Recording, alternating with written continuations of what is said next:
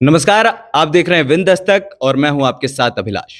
स्वागत है आपका हमारे खास प्रोग्राम आज की बैठक में। फिलहाल हम मौजूद हैं मां शारदा की नगरी मैहर में।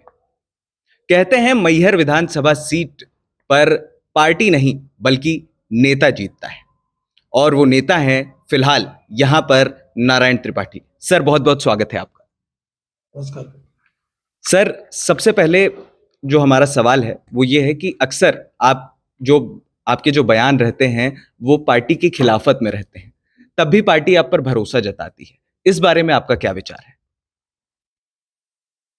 पार्टी की खिलाफत नहीं है। जी।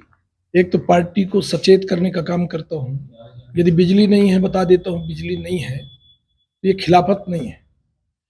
यदि खाद नहीं है बता देता हूँ खाद नहीं है, ये खिलाफत नहीं कहलाती।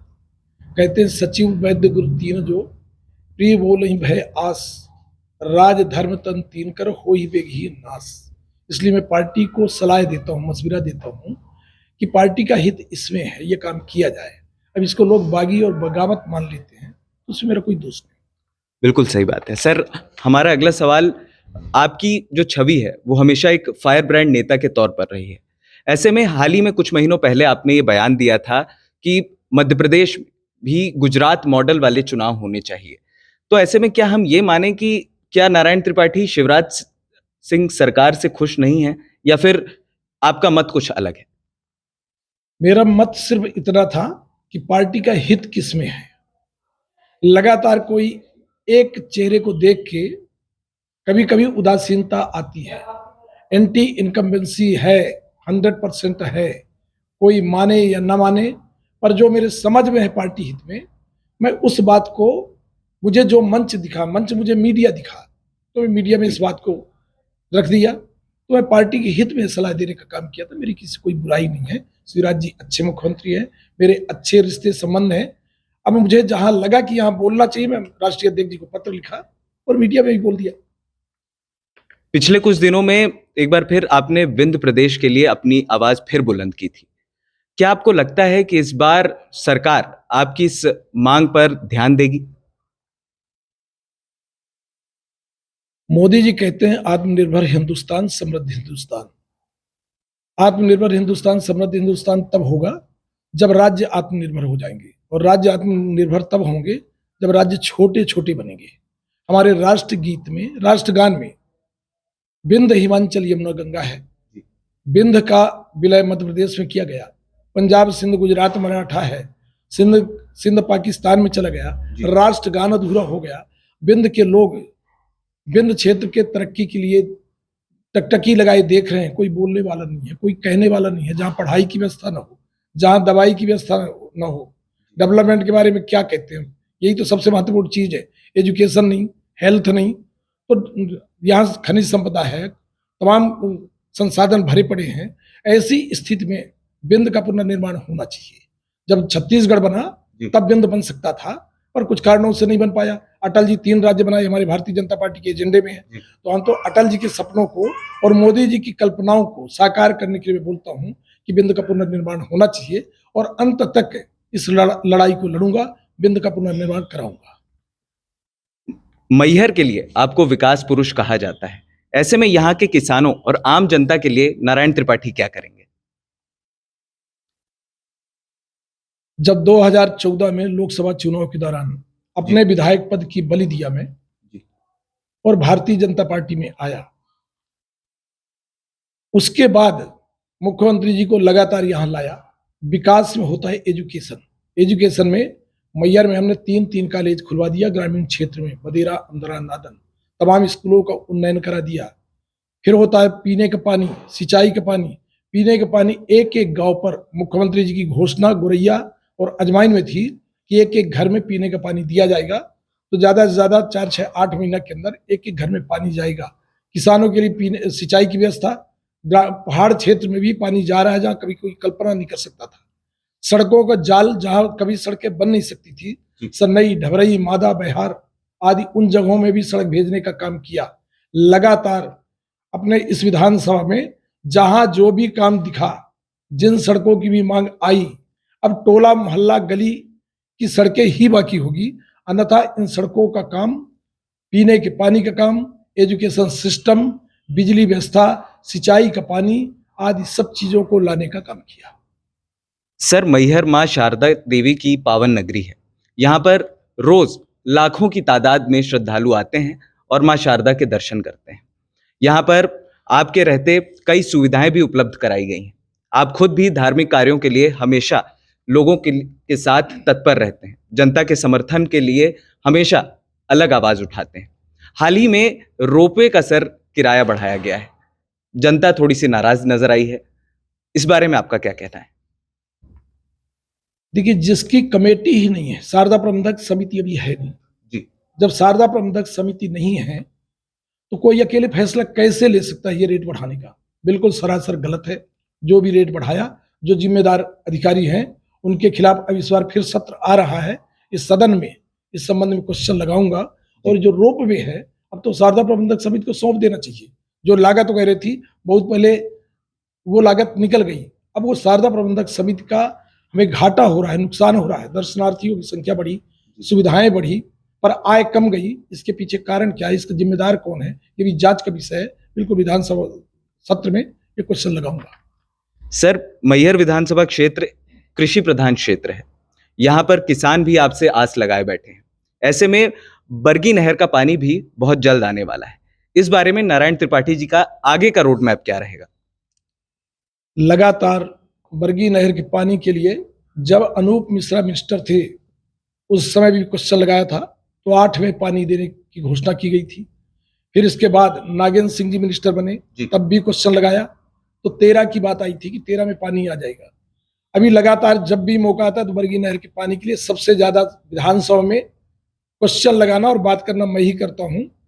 तो अभी जो घोषणा की गई, मैं मीडिया में देख रहा हूं कि बोलते 2023 में पानी पहुंच जाएगा। मैं चुनौती के साथ बोलता हूं कि 2023 में कोई भी पानी नहीं पहुंचा पाएगा। उसके पीछे जो कारण है, अभी तो टनल की खुदाई बाकी है। टनल की खुदाई अभी 23 में पूरी कंप्लीट नहीं हो पाएगी। फिर जो मशीन अंदर लगी है खुदाई के लिए, उसको निकालने में 6 महीना लगना है। तो अभी 24 में भी पानी पहुंच जाए तो हमारा बहुत बड़ा सौभाग्य कहलाएगा। उस पानी की बड़ी जरूरत है। यही तो दुर्भाग्य बिंद का। बिंद में कोई भी डेवलपमेंट के बारे में न बात करता, न मंत्री, न मिनिस्टर। सब नेता दल के डर में, दल के भय में रहते हैं, टिकट के भय में रहते हैं। कोई इन कामों के विषय में बोलने वाला नहीं है, देखने वाला नहीं है, सुनने वाला नहीं है। जो बोलता है वो बागी और बगावत वाला बन जाता है। गुजरात में पानी जाने की तैयारी है, पर सतना जिला पानी आने में भी लेट।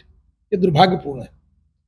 सर, हाल ही में बागेश्वर धाम को लेकर जो कंट्रोवर्सी हुई, सभी लोगों ने अपना अपना अलग मत रखा।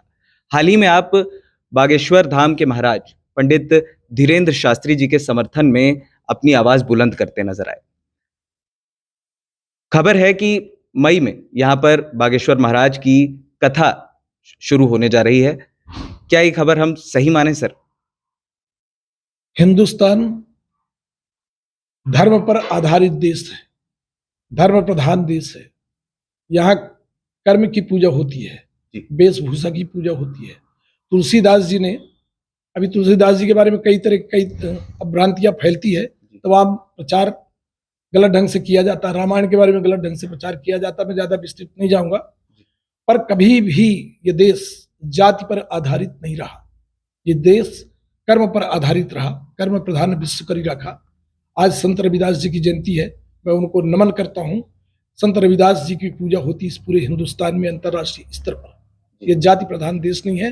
ये हिंदू धर्म, सनातन धर्म, इसका सम्मान करते हैं और सबको सम्मान करना चाहिए। जो अपने धर्म पर ही नहीं चलेगा वो आगे भविष्य में क्या कर सकता है?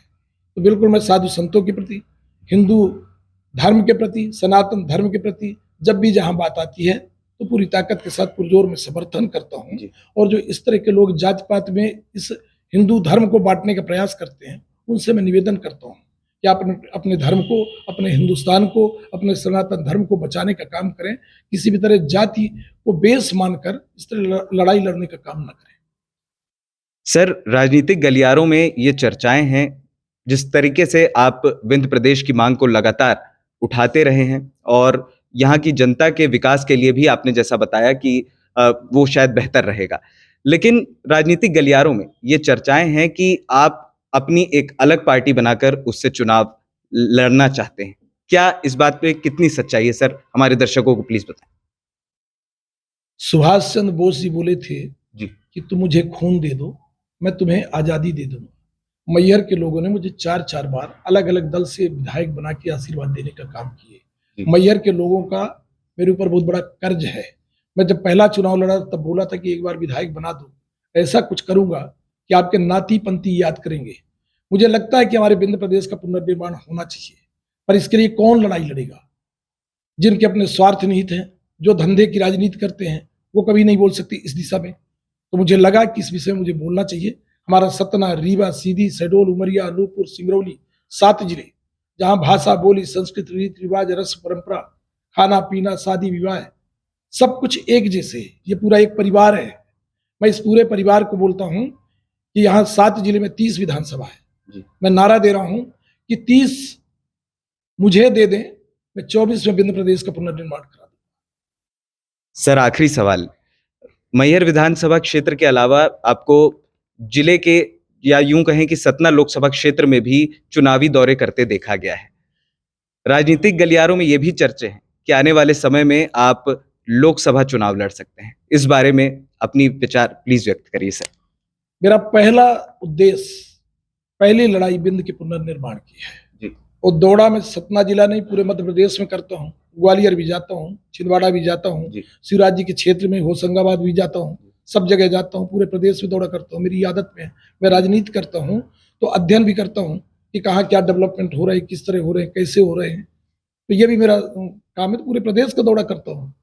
तो मेरा पहला लक्ष्य जो है विंध्य का पुनर्निर्माण हो। विंध्य का पुनर्निर्माण होगा तभी हमारे बाल बच्चों को भविष्य बेहतर होगा। तो मेरी लड़ाई पहले विंध्य की है। तो देखा आपने, हम उम्मीद करते हैं कि आपको उन सभी सवालों के जवाब मिले होंगे जो नारायण त्रिपाठी जी से जुड़े थे। तमाम तरीके की चर्चाएं होती रहती हैं, लेकिन इन्होंने अपना जो मत है वो स्पष्ट कर दिया है कि उनकी लड़ाई विंध्य के लोगों के लिए है, विंध्य के लोगों के विकास के लिए है। फिलहाल इस खास अपडेट में इतना ही। बने रहिएगा हमारे साथ और हाँ, हमारे चैनल विंध्य दस्तक को सब्सक्राइब करना बिल्कुल मत भूलिएगा। नमस्कार।